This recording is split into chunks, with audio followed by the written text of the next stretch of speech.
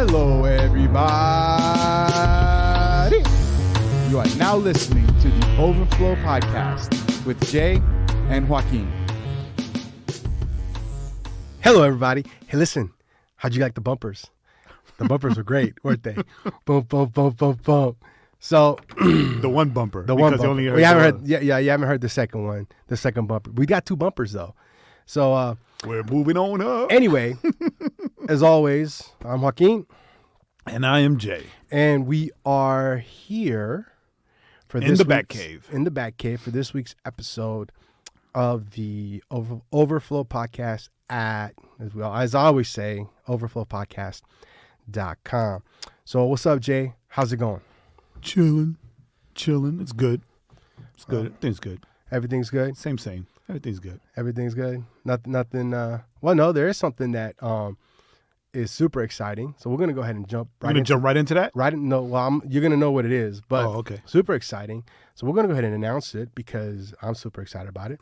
March 25th. Yeah, that's what I meant. That's what you're thinking? Yeah, March 25th, the very first Legacy Night Worship at the Ice Kitchen in Kennesaw. The Ice Kitchen in Kennesaw is a place that we've been praying for, right? We've been wanting to have a place to do the worship service that wasn't my house. That wasn't in Jay's house.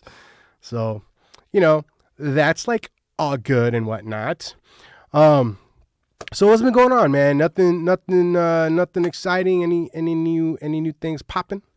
You got aren't your boys starting off in some kind of tour or something coming up? Which boys? Your boys. Like all my boys are on tour. The ones that you manage. Well, dude, everybody's on. Well, not everybody's on tour, but yeah. I'm not on tour. Yeah, I don't manage you. I'd send you to China. Yeah, but I mean, 412 is still on Winter Jam. Right. Which I think was just so dope. RG he's part of the whole 116. Right. What is it? Unashamed Forever tour. And he just dropped an EP. His new EP, his controversial new EP. Raul. So, all right, so let's pause on that for a second. Not on the controversy. Okay. But the song Freedom. Yeah. Was it? Is it just me?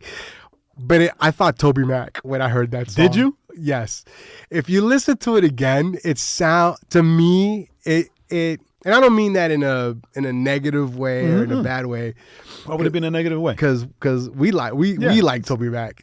If you don't like Toby Mac, that's on you. That's on you. We like Toby Mac, but it just kind of reminded me of like the very first Toby Mac song when he first came out solo. It had that kind of that rock. Oh, the hip hop rock. The rock kind of when he came out with that Limp Bizkit style. Yeah. So it kind of listen to it again. I have to listen to it again because I heard it and I was like, why does this sound like Toby Mac to me? Somebody's been listening. I was like, somebody's been listening to Toby Mac. Wait a minute, somebody's been listening to Toby Mac.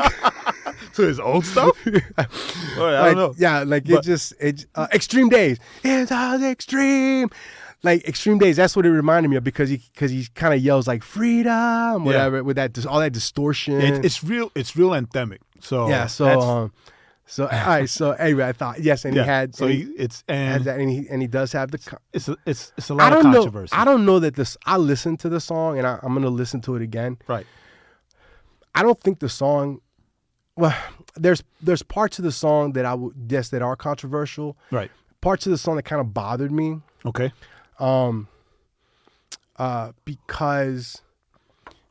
Because he's throwing out a blanket statement about how people are throwing out blanket statements. Yeah.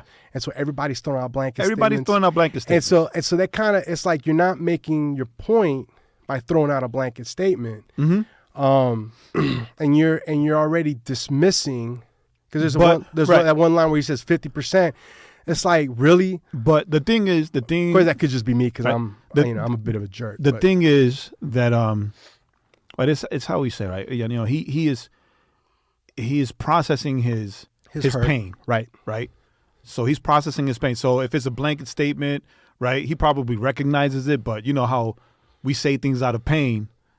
We say things out of pain. Like, there's a bit of grace to that. But it has been, and I'm gonna tell you this, I'm gonna tell you this, right? Because But that wasn't his only controversy. no, I heard this project a while ago, right? Right. And we talked about it. Like I remember sitting, at, you and RG yeah, talked RG about and I remember sitting at Reach and talking about it. I'm like, yo, I know that this is personal, like it's personal, but you're like, you're gonna piss off a lot of people, right? And he was like, yeah, I know a lot of people are gonna get mad. It's like, no, you got to realize one thing. CHH fans, the fan base of CHH are mostly white, right? They're mostly white. I do all these concerts, Well, and it's mostly white kids that go to these I'm gonna concerts. take it a step further. The fan base of hip hop is mostly white. let's just be honest with it, right? So Across the board. yeah, so I was like, I mean, yeah, there's a lot of like feedback. So there's gonna be some people that might hear it for what it is, but there's gonna be a bulk of people now, especially in this climate now, that are gonna get kind of pissed off about it. You gotta be you gotta be ready for that backlash. Yeah. Right? And he was like, yeah, I guess I'm gonna piss a lot of people off, right? It's gonna be, but it's all to at least get a conversation going about what's going on with him or what's been happening with him. Right. Right? This isn't like he didn't do it to make a political statement, right? He doesn't care about making political statements. Right. He's just sharing his experiences and his pain, how it affected him and his family personally, right? So, right. I think though with that though, and I'm glad you told him. Like, look, you're gonna have a backlash, right? Yeah. Because if you're, because it's a lot of times artists will say things, and then when they get backlash, they want to act all surprised. Well, I can't believe I got back. Well, wait a minute, you said something controversial. You knew it was controversial. So don't come at me like, well, I didn't expect. So now you have to be prepared, right, to answer your people, in the way that you say in your song that you want people to react to you. Because in the whole onus for me was when I saw the Rapzilla article, right. and yeah. And I got lost in the comments, and then I went back. I read all the comments first, and then I went and read the article. Went through the article, and it was like, oh, empathy. Well, empathy works both ways, right? And I think that was interesting. That's what honestly, that's what was missing in the comments. In the comments, yeah. Right? You're telling me you have to be empathetic, and the responses to the comments. But I'm not going to respond to you empathetically, right? And so I think if anything, if RG is smart and he listens to his mentor, I don't know who that is. His pastor Jae. I don't know who that is. I think Lecrae is his mentor now. Then he's actually been he's actually been been helping. I saw something in the article about that, but I think it's the thing is that you put it out there, you say you want people to be you're putting out that you want people to be empathetic to your situation, so then you need to be empathetic in how you respond. But if you follow him on Twitter, you will see, like, I'm very proud and impressed with how he's been responding to like a lot of these attacks. Like, yeah, sometimes, I think once or twice he just made like this blanket pushback. Right. But like 90% of his responses have been like forgiving or, understanding. Right. So I'm like, yo, that's the way. Now he did get himself. Like other people have been fighting for him. Right. Yeah, and I think that's pretty hilarious. There's a lot of things that could be said about that. But then he also got it. I didn't know. Once again, I'm never on Twitter, so he got into a bit of trouble. He said something about Christian rappers and complaining about people not wanting, not liking them. Yeah, that was a while ago. But that was actually talked about not too long ago, like this week on one of Rapzilla's, like their podcasts or whatever. And they were talking about, and my only thought was, it's funny. I don't and I follow anything Rapzilla like that. So well, I follow. What's funny is I follow them for the music videos. Uh-huh. Like I read that article and all the stuff comes up. I follow them because they have stuff sometimes. I read that article because Michael mentioned it. If not, I wouldn't even. I'd be oblivious to it. The only reason I knew about it was because it popped up on my Facebook feed this morning at work. I was just kind of scrolling through because I like to scroll through just for articles, just to see if there's anything interesting. And it popped up, and I was like, huh? So I pulled it up, and I was like, I almost texted you. I was like, oh, I just fell down this rabbit hole. But anyway, but it's all interesting. I just, as always, I just wish people were as forgiving of Christian artists as they are of secular artists. Yo, real talk. And I think I'm starting to get like I might get on Twitter just to start blasting these CHH and I think that's everybody else. I think that's a good contra se me van las palabras. That's a good topic to cover on the podcast. So maybe we'll bring in some. We'll have some artists call in and see what they think about that, because even CHH artists are more forgiving of secular artists than they are of other CHH artists. Right. And my thing too is apparently the comment, one of the things RG said was that something like don't say that the secular world doesn't accept you because you're a Christian. It's just because you're whack or something. It was something along those lines. Don't blame the industry for not accepting your music. If you put out music all the time, don't always blame the industry for not liking your music. Sometimes it could just be that your music is whack. And there is some truth to that. There is some truth to that. But we also know that if you're a Jesus rapper, the industry is not going to accept you. True that. And there's truth in that. I think there's truth in that as well. We a lot of these CHH guys try to massage their stuff so they can get accepted by the industry, and then they don't get accepted, and then they get all mad. And it's like, well, because you were never true to yourself.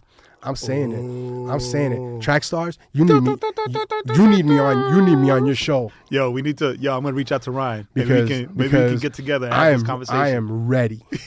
I am ready to start dropping clips. Oh my God. Anyway, I'm an old head. I'm an old head when it comes to this. Okay, so we got a couple of one sad thing this week. Jay's favorite actor from one of his favorite shows growing up, Luke Perry, famous for 90210, and he's also been in Riverdale. If you've been watching that, he died at the age of 52. He had a massive stroke this weekend. I think it was a weekend. Yeah, I think it was Friday.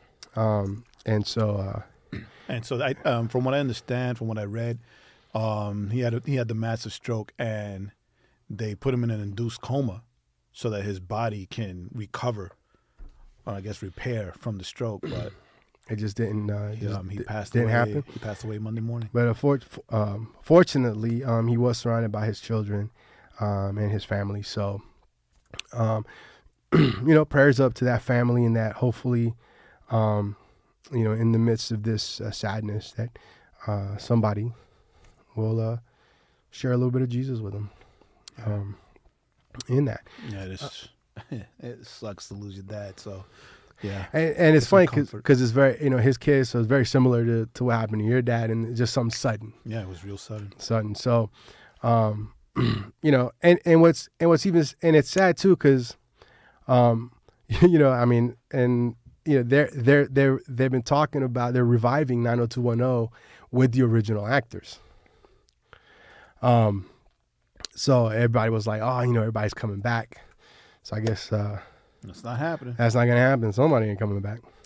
Now this and supposedly, Riverdale, like they shut operations down once they heard that he died. Right. Like they just they shut everything down, and they gotta rewrite some stuff. From my understanding, they are not going to bring his character in, right? Not like they're not gonna bring it back like with some new guy, right? Because they can bring back a new dad and or a new Aunt Vivian. The shock gets you like for the first 2 or 3 episodes, but then you get numb to it. Right. So from my understanding, they're not gonna bring a new guy. They'll probably just, I think Molly Ringwald plays the mom, so they're probably just gonna make her more. Just have him. You gotta have him pass away, and you gotta have him pass away, right? You can't just have him just disappear. What a jerk of a dad! He just disappears. right? terrible. So I think I mean, I haven't watched the show, but it's like if in the show he's been like a really great dad, and all of a sudden he just disappears. he's just gone, right? He ran off with his mistress. Wait, what? When did that happen? He ran off with Veronica. Oh no! And in other news, no. So here is an article I sent to Jay because I thought it was ridiculous.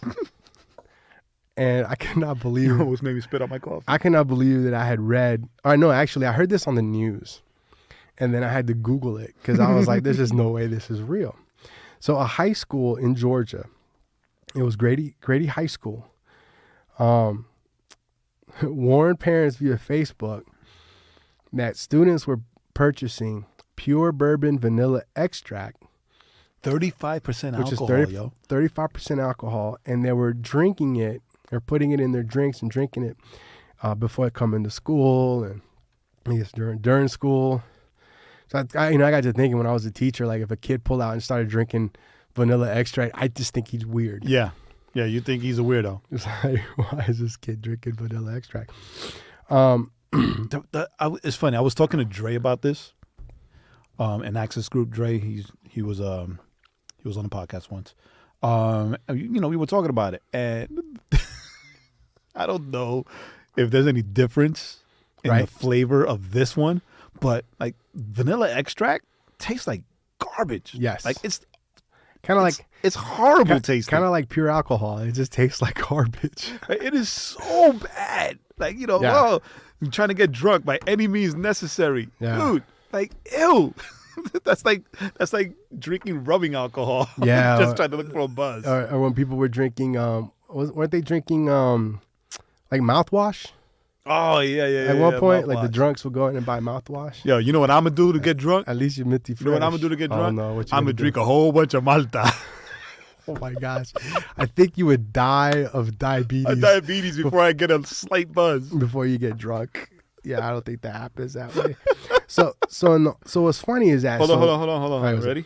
It says here in the article, 1 4-ounce shot of vanilla extract of this one is equal to drinking 4 shots of vodka. Yeah. The vanilla extract is usually 35% or 70 proof. Vodka is usually 70 or 80 proof. That's insane. Crazy. And it's a Trader Joe's brand.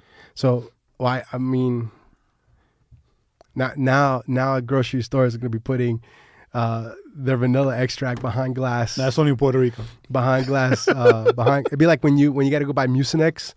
You got to go back when you behind buy the counter, Sudafed. like the super. Yeah. It's like, come on. Listen, in Puerto Rico, they're going to put it behind the glass with the coffee. The glass with the coffee or the alcohol. Or the alcohol. Depending on which grocery store you go to. El Econo, behind the alcohol. Pueblo with the coffee. Yeah. I mean,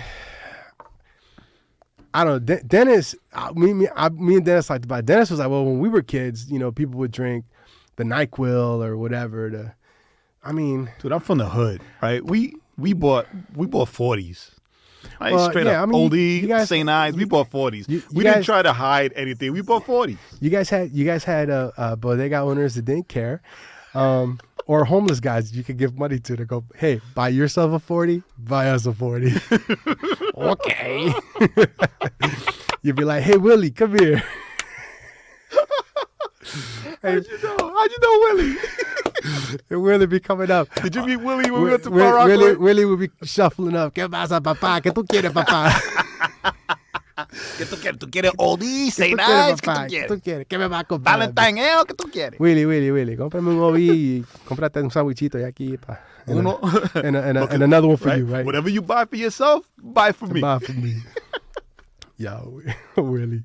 We never had but what I'm saying is that, I don't know, I guess it's different in the hood, right? Like nobody cares, right? That's the life you're born into, whatever. No one cares. Like we never had to hide or try to find ways, NyQuil, vanilla extract or whatever, right? Right. We just went to the bodega and we bought a 40. Right. Cost $2. $2 to buy a 40. Depending on what it is. $2 for you buy a 40 for $2, couple of Lucy's, for a couple of. So hey, With Yo, $5, word up. you're smoking some cigarettes and you're drinking some malt Dude, liquor. the Lucy's paid for himself because then you sell them to your other friends. To your other friends. Right? You get a Lucy for $0.25 at the bodega, you sell it for 50 cents. Win-win. So, and that's how you start a drug empire. People don't realize that's how Jay-Z got started. Just kidding. But yeah, so hey, out there, if your kid's all of a sudden showing interest in vanilla extract, keep it out. If they want to bake just vanilla cakes or vanilla cookies or whatever, know that you got an alcoholic or a keep it child. out. But this is at the end of this article that I thought was the best, right? So this is what it says. In January, a 50-year-old Connecticut woman was charged with driving under the influence after police found her at an intersection with her eyes closed at about 4:45 p.m. Officers said they found several bottles of pure vanilla extract inside her car and detected vanilla on her breath. How many bottles? 4? Several. Several. This lady was And this is a grown woman. This is a 50-year-old woman. Yo, so yeah. Yo, that's I mean, I guess if you want to get drunk, I mean, vanilla bottles are cheap. Yo. Vanilla extract bottles are cheap. No. Vanilla extract is not cheap. Let's see. You can get imitation vanilla. Right, imitation vanilla is cheap. So that's imitation alcohol then, right? It's like a Bud Light. It's It's like a Bud Light, right? You have to drink several of Bud Lights. You have to drink several of the imitation vanilla extracts. But yeah. So I don't know. Let's see. Yo, it's $15. Oh wow. So it's still cheaper. Still cheaper than buying liquor. No. This one is $10. This one is $8.89. And it's as strong as vodka. And vodka ain't cheap. Even cheap vodka. How many ounces is that bottle? That's it, yo. 4 ounces. Damn, 4 ounces. Word. But remember, it says one. What was the article say? 4 ounces. No, 4 ounces is $16. So 1 4-ounce shot is equal to drinking 4 shots. So 1 bottle. 1 bottle. That doesn't make sense because you guys just got done saying that the vodka and the thing had the same alcohol percentage. So it sounds like it would be shot for shot. Yeah. That's what I read it straight from the article. That's what the article says. 1 4-ounce shot of vanilla extract is equal to drinking 4 shots of vodka. Fake news. Fake news. Well, it is Yahoo. So. Oh, Joaquin, reliable source. What's Yahoo. Yahoo. Yeah, Dennis says that because I sent him an article and he said he hadn't read it because he didn't know if it was a reliable source. But he wasn't talking about where the article came from. He was talking about the guy who sent him the article. Very true. So, you know what? Very true. Both of you can go jump in a lake. Let's see what else we got. So anyway, getting drunk off. All right, so this next one is it's all on Jay because he's the one that found it. So what happened with these guys? They're trying to prove what? So there's a there's a documentary on. You know, when you get old, documentaries all of a sudden become interesting. Oh, I'm not old yet then. Right? Yes. But so there's a documentary called Behind the Curve, I think it's called. It's all about. So isn't that a baseball movie with Clint Eastwood? No, that's something else. That's Trouble with the Curb. The Trouble with the Curve. Right. This is Behind the Curve or something. That still sounds like it could be about the same thing. Anyway, go ahead. And so apparently it's about the whole flat Earth movement. And I try to watch it. I try to watch it because I know a lot of people who believe in this. Right. Right. Really? Yeah, I do. I do know a lot of people who believe in this. The bulk of them Christians. Do I know some of these people? Yes, you Okay, do. off air, you got to tell me. Man, I can't stand those people. They're too edgy. Wah, wah. Yeah, a lot of them are Christians. And we've gotten into, well, they try to start arguments with me. And I'm like, yo, take your craziness somewhere else. I don't got time for that. Ain't nobody got time for that. But apparently, I try to watch it. I try to watch it one night. Like I sat down in the house Right. with Magda, and I was like, hey, this looks This looks like it's like a comedy. Let's watch this. See what happened. No, it's serious. And we were watching it. And we were both like, what the hell? What's going on? What is this? And we stopped watching it because it was just too much for us. Too much. I'm not. It was just too much. Right. So we stopped watching it.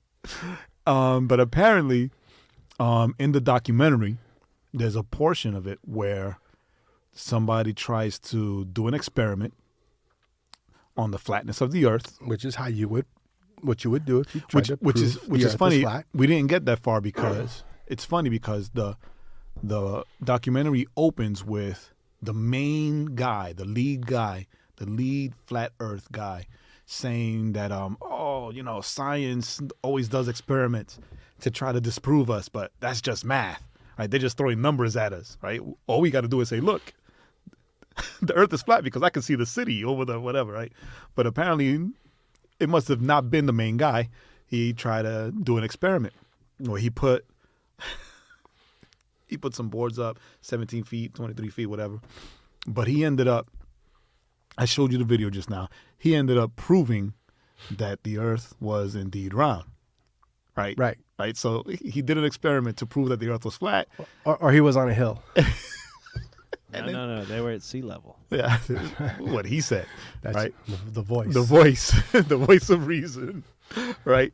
And it was funny to me because the guy was real adamant and real sure. All right, we're gonna prove, and so you're gonna see that it's 17 feet, and then you couldn't see anything. He's And like, the hey other man, guy, lift your hands up real high. and he just stayed there.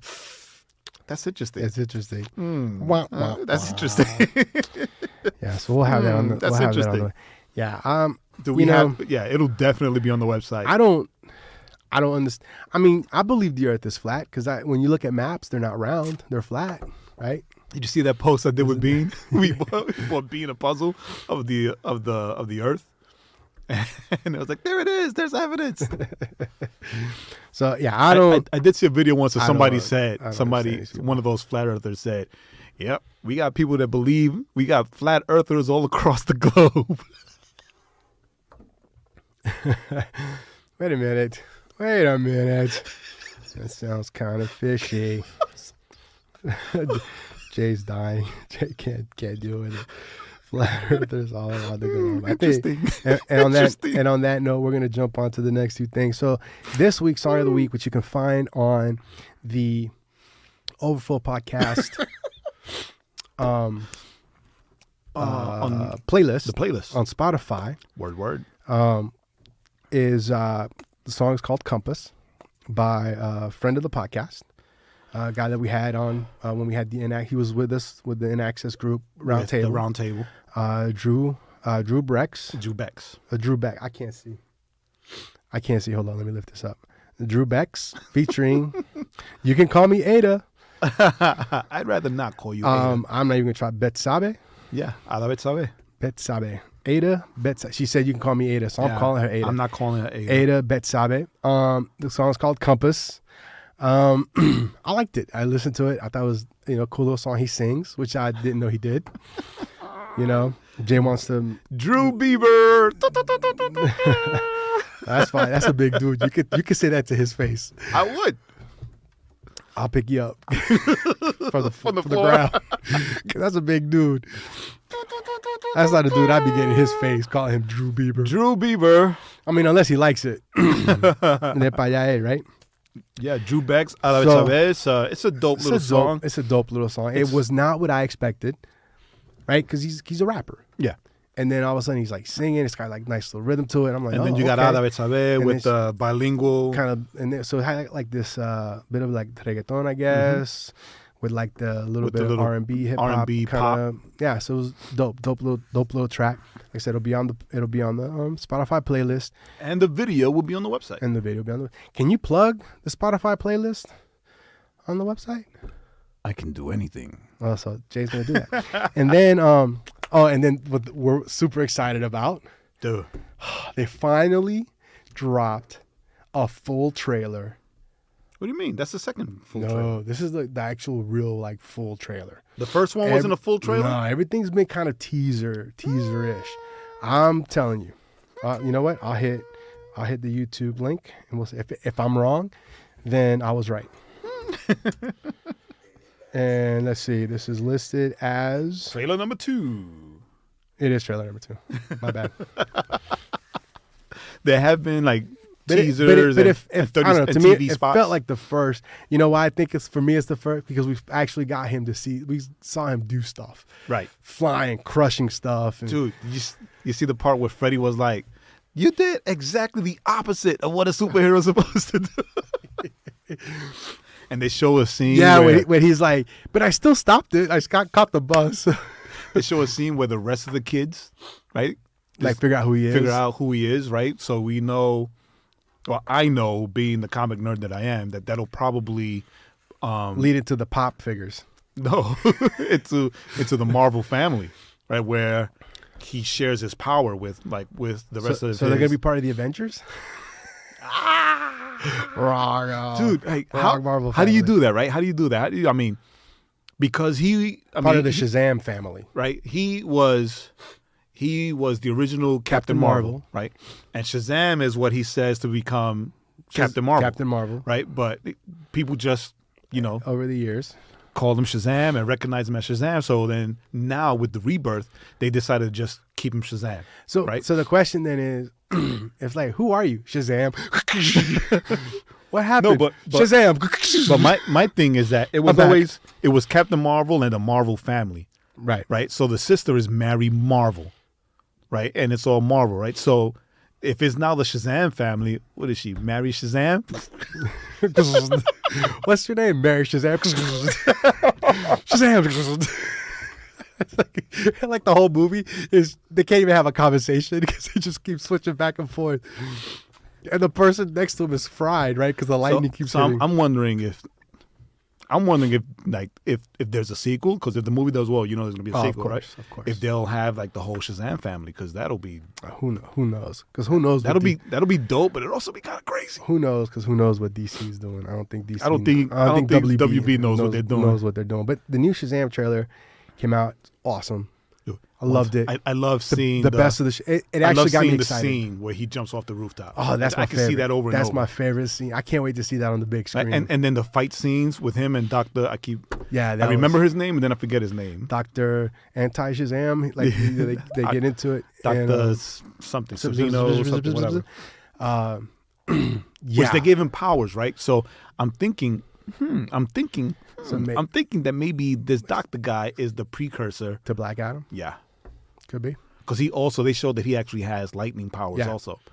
Right? So- Powers over lightning. And that it was always Black Adam first and then Shazam. Right. Right? So we'll see what's Could up be. with that. And there was a great Batman cameo. Dude, It's the best. the best. So best. far, they dropped Superman. Yep. Because remember in the first trailer, they're like, "Oh, do the Superman pose," right? And then They dropped Batman. And this trailer, they dropped Batman, So it was great. and it was great hearing him say, "I'm Batman." So that's that. So the trailer, Shazam, check it out. It was awesome. It just for me, it just made me excited. It actually finally just kind of really got me hyped up. I got to movie. say, And and I told you this before, right? I'm still a little about the suit, the yeah. rubber, the rubberness Should have been John of the Cena. suit, Right. right? How the way it looks like super rubbery, but at least seeing everything now, Yeah. right? it's Between the first trailer and this trailer, I'm actually yeah, it's like kind of grown. super It's excited. like it grown on me yeah, too. Like, super excited. Like, I can forgive the rubber suit because let's be honest, like, hey, And ironically, speaking of Captain Marvel, it drops this weekend also. what? Captain Marvel. Oh, I'm not excited about that one at all. I'm just saying though, we're speaking of Captain Marvel, and actually it drops this weekend. So I'm gonna go watch it because that's what I do. I'm not excited about Captain Marvel. Like, I'm not. And it's funny because I would have gone to see it if like Magda would have wanted to see it, right? But like she could care less. I'll go watch it, and I'll tell you if it's worth going to watch it or not. How about that? Yeah. You do that. Did you hear the controversy with her? There's all kinds of controversy. What? With Brie Larson? her social justice warrior ways. Yeah, that and it's killing the reviews or the want to see. Yeah. Well, on Rotten Tomatoes. Well, I also know they were saying the trolls have hit the user reviews. Oh They've yeah, hit hard, and so like Rotten Tomatoes got to come in and go like, we gotta kind of redo how we let people go. I didn't tell you this. Remember Sharonda? Yes. She is a critic for Rotten Tomatoes. Oh, nice. Yeah. That's pay or die. Pay or wait. Pay or die. Pray or die. Pay or wait. Pay or wait. Okay, ride to die, but that's something different. Yeah. She's awesome. She's an official Rotten Tomatoes movie critic. That's what's up. She went to Sundance and everything, yo. Oh, nice. Well, that's dope. Good for her. Yeah. All right, so But I'm just saying, like, now we got somebody on the inside. now we got somebody on the inside. And having people on the inside has never helped us. Hey, she can call in real quick for like a quick review. Yo, I just saw. It was good. Click. Or it was bad. Click. All right, so hold on. I'm about to cough. Yo, no, yeah, actually, like real. Oh, okay. Hello? Yeah. Okay. Like real talk. Real talk. If we have her call in and do it just like that, that would be awesome. That would be how we do Like, hey, so I just saw whatever movie. Real good. Bye. Yeah. Not good. Bye. So, all Well, right. actually, it's pay or wait, right? Pay to go see it, or wait till it comes out on Redbox. On the video. So, all right. So let's go ahead and Let's go ahead and jump into. Hold on. Joaquin is dying over here, people. Say a prayer for Joaquin. That if he goes peacefully. I'm gonna go out like thunder and lightning. Sam. I'm gonna go out like a cat being thrown into a lake of water. Into a Blake of water. A Blake of water. Anyway, this week's topic, as always, it's time for Pastor Jae, and this week's topic, which is To Lent or not to Lent? that is the questions. Here. All right, Jay. So, Here. Pastor Jae, what's up with today's topic? Right. So, for many Catholics, let's say mainly, right? Mainly, Wednesday begins the season of Lent, Correct. right? It begins with Ash Wednesday, I believe, and it's 40 days. It's a 40-day fast, right? That leads to Easter, right? But And now it doesn't necessarily have to be like it's not necessarily a fast where you don't eat. right, it's not a food. It doesn't have to be a food fast, right? Right, but you're giving something up. You give something up for Lent, and you don't eat meat on Fridays, right? I think that's. I thought that was every No, I think that's how it is. all the time. No, that's how it is. I'm married to an ex-Catholic. That's how it is. You don't eat meat on Fridays, or maybe you don't eat meat on Good Friday. I don't know. Whatever. Off topic, sort of. But so Wednesday begins. Wednesday is Ash Wednesday, and Lent begins. Right. So growing up Pentecostal in New York. I was raised very anti-Catholic, right? It was the Christians Correct. and the Catholic. Correct. Not the Catholics and the Protestants. It was the Christians and the Catholics. Correct. And I remember when I first told Mom, but according to my studies, right, Catholics are Christians, right? No, they're Catholic. It's Catholic and Protestant, right? We're Protestant. We broke out of the Protestant movement, not the anti-Catholic movement. Right. Right. That's a completely different thing. That's what's happening now. Anyway, so yeah, like with Mom, it's different, right? With Mom, she was like, "Oh yeah, show me," and I showed her whatever, and it was cool. But with the church, not so much. It's like, no, Right. The Catholics are the Catholics, and the Christians are the Christians. Well, if you listen to the podcast, you already know how misinformed the church I grew up with. And to be fair, it's a little bit. You know, especially when it comes to Spanish churches, right? A lot of people in Spanish churches come out of the Catholic Church. the Catholic Church, growing up Catholic. So they kind of have that thing about Not being Catholic. about not being Catholic, about We're not- kind of that We're not Catholic we're anymore. not Catholic, because the stuff they taught us and blah blah blah blah and all this stuff. Yeah. Right. because I know like my mom would tell me how, like growing up in Puerto Rico, that people she would see, like they were very anti-Catholic because of all the stuff, the extra, right? Like she would see people crawling to church, right, and whipping themselves and Right. like throwing dirt on themselves, right? Like things like that's a little extra, right? But there are still a lot of sects that do that now. right. What is it called? Flagelling or flagelling, whatever. Dennis, help me out. You know the word. Flatulate? Flugelhorn. You guys suck, right? But anyway, so I did not come into knowledge of Protestants following Lent, right, or practicing Lent, Right. Right. Or the idea of the Lent. idea of Lent until I moved to Georgia, and I started going to VCC actually with you and Dennis at the time, and like they practice Lent, and I'm like, hey, what is that? What are you doing? That's a Catholic thing, like full transparency. I was going to leave VCC because of that. Oh, that makes sense. Like real talk, I was going to leave, and I actually stayed. Because you ready? Oh, Lord. It's a battle with myself. I actually stayed because the legalism in me tells me that this is wrong and I got to leave, right? Right. Because this is a Catholic thing and whatever, right? So they're in apostasy or whatever, right? But because of that, I stayed. Right? It's Right. like that funny that inner struggle, right? You rebelled against My your rebellion. My rebellion. Right? So confusing. But that opened my eyes to like, all right, well, let me see what this is about. Right. I didn't Participate. I didn't participate at all because I was just learning. I wanted to know why they were doing it. So I talked to Tommy and did my own research and whatever. I think you and I talked about it. Quirito. But I never thought of it again, right? Right. I never practiced it. I never thought of it again. But I thought of it again now because on Instagram I saw a church post something about, hey, get ready for we're going to start Lent soon, and here's a devotional that we created so that you can learn more about it, right? And that made me curious again. It brought the curiosity back. Okay, Right. because it's a church that I respect, it's a pastor I respect. So I'm like, why are you doing this? Like, Right.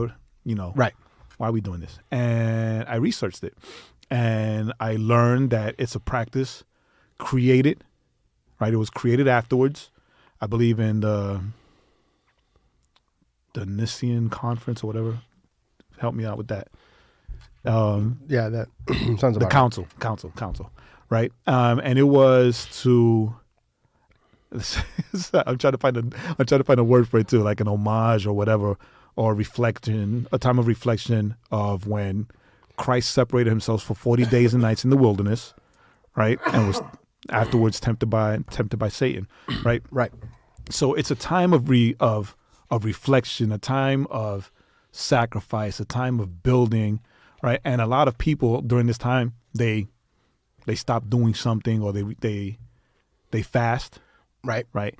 Or they give something up, or they do some type of ministry, like self-sacrificing ministry, like some volunteer work or whatever, right? Anything to for preparedness, I guess, and Right. for Just kind of symbolize self-discipline. the fact that you're walking towards Christ, sacrificing His life. Right. So what are you sacrificing? And then almost like, what are you sacrificing for God? So if we take away the Catholicism of it all, right? Because we're Protestant, whatever, and Joaquin mentioned earlier when we were having our conversation that we had to remember that we're Protestant because Martin Luther's protest against the Catholic Church for reformation, not for rebellion, right? So he wanted to reform the church, not like rebel against it and like start a war and set it on fire, which is the stance that a lot of us take now. It's not, Right. learning or processing. It's, we're anti. So we don't we don't learn the richness of a lot of these of the historicity of a lot of these things, Right, of our faith. right? And so reading about it and researching it and whatever, right? Like I don't see a negative. The only negative I see is the negative that we attach to it, right? Because Right. there is something fundamentally wrong with us Protestants when we think or attach something to the Catholic Church and automatically say it's bad just because it's attached to the Catholic Church, Right. right? And the Catholic Church was the church, right? It didn't turn bad until Constantine. I got that Istanbul song in my head, right? But right, that's neither here nor there. But if we see the practice for what it is, right?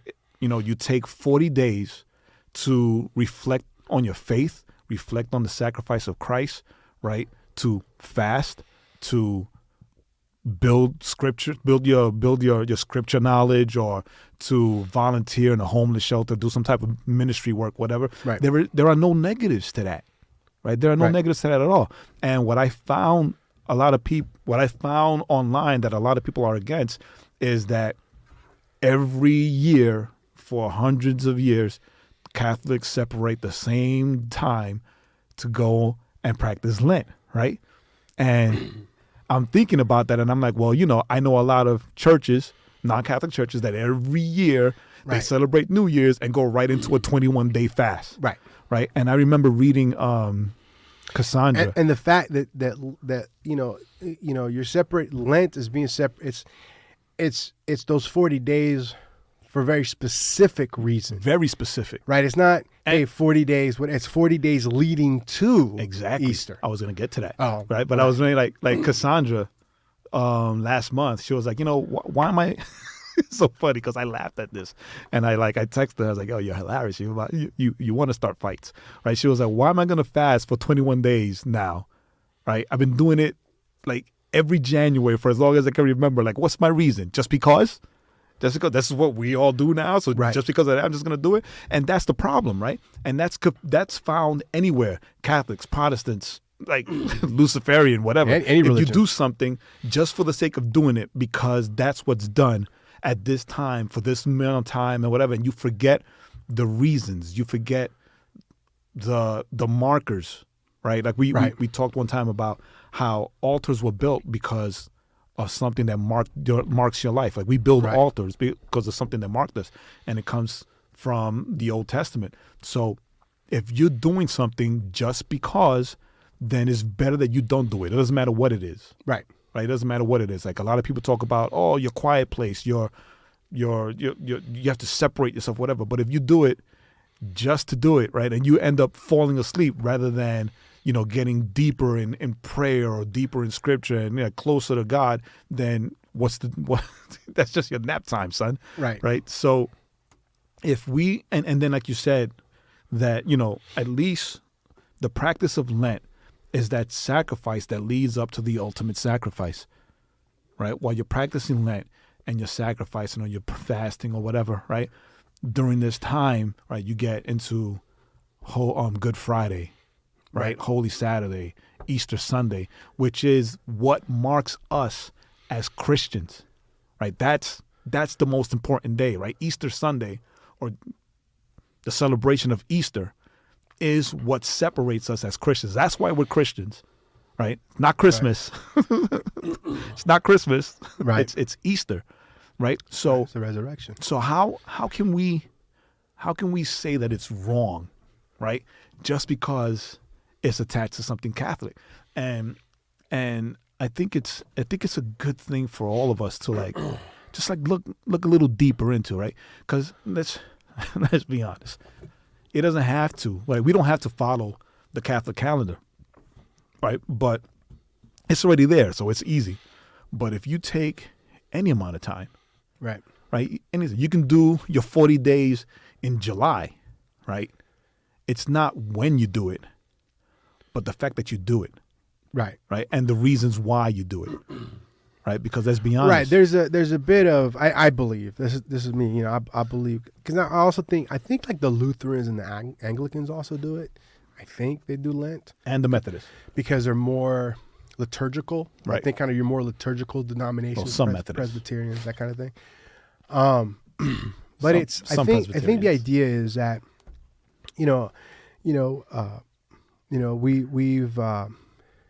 we've fasting, right? That's a thing that's in the Bible all over the place, right? Right. But I think that with Lent, I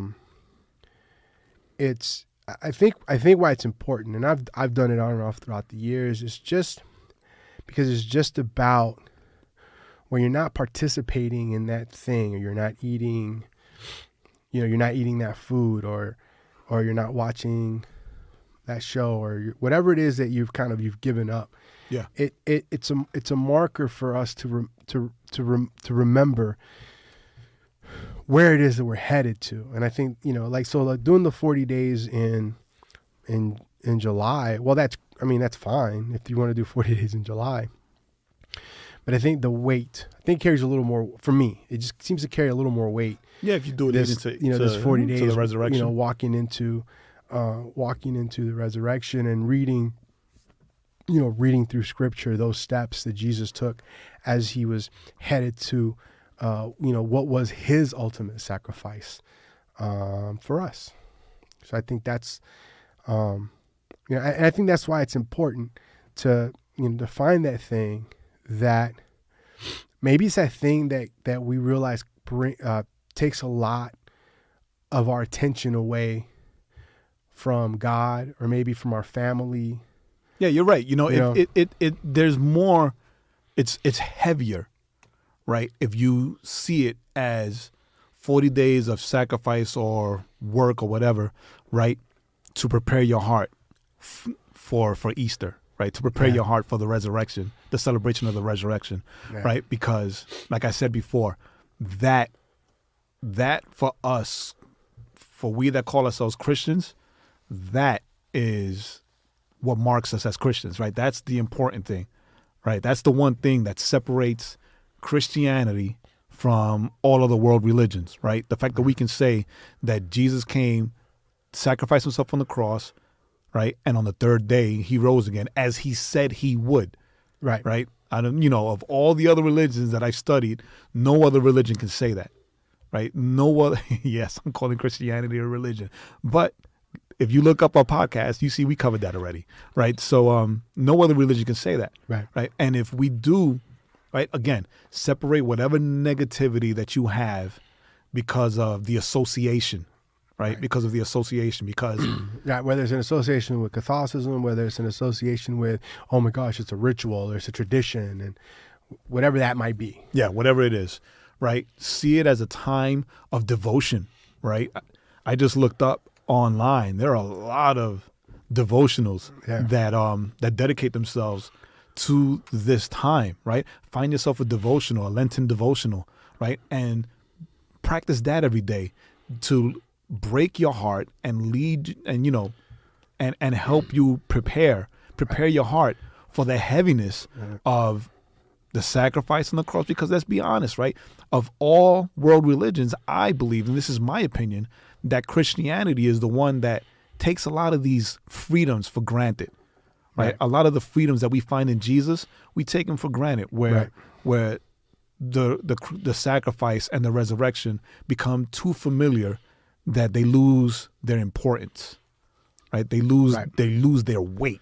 Because for us, oh yeah, Jesus died on the cross. Oh yeah, Jesus rose again. Oh yeah, it's relationship, not religion, right? But you don't practice the religion of the relationship that you have with Christ. So these things tend to lose their weight. And I think that this is a good time for us to get into a devotional and sacrifice something to prepare our hearts for the heaviness of the crucifixion and the resurrection.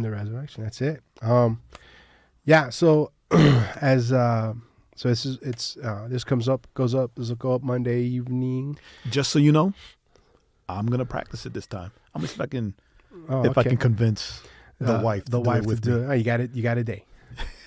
Got one day. You got one day. I've been actually when you texted me yesterday. Yeah. About it. I was like, because I didn't even realize it was coming up, and I started thinking like what? But not Ash Wednesday. I'm not doing the Ash Wednesday thing. Well, no, you don't have to do the ash thing. I mean, we'll burn some logs and I'll do it for you.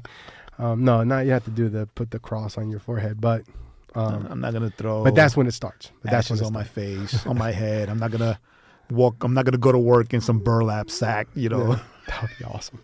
Be like itchy, be scratchy. But hey, that's it. So think about this week. Think about participating in Lent. Think about what you might give up, regardless of when you listen to this.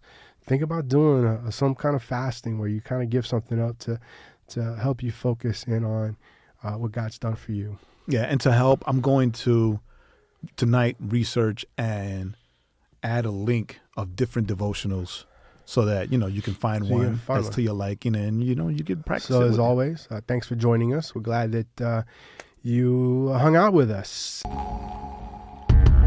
Thanks for listening. Remember to go to the overflowpodcast.com to subscribe to the podcast on all streaming platforms and catch up on all the links of the week. And don't forget to follow our playlist on Spotify.